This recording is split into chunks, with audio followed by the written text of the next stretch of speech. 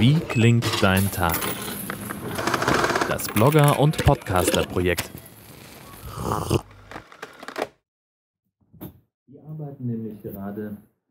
Daran arbeiten nämlich gerade Jutta Ohl und Christine Berg.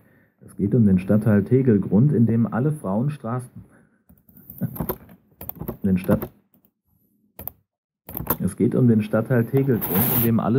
Frauennamen tragen, und zwar auf Initiative von Jutta Ohl.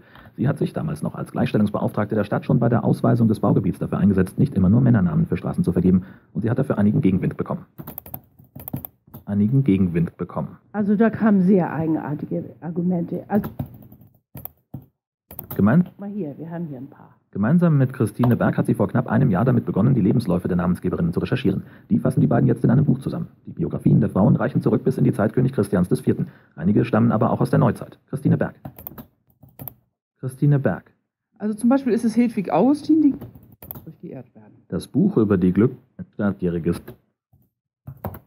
stadtjähriges Bestehen feiert.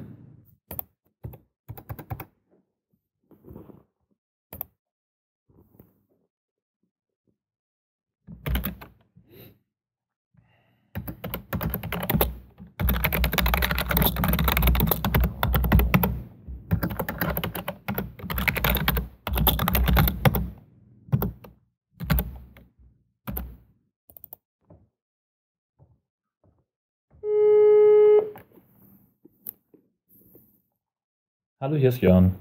Ich bin schon fertig mit den Reviews. Dafür nicht. Schönen Tag, tschüss. Wie klingt dein Tag? Immer am 8. in diesem Blog- oder Podcast-Feed.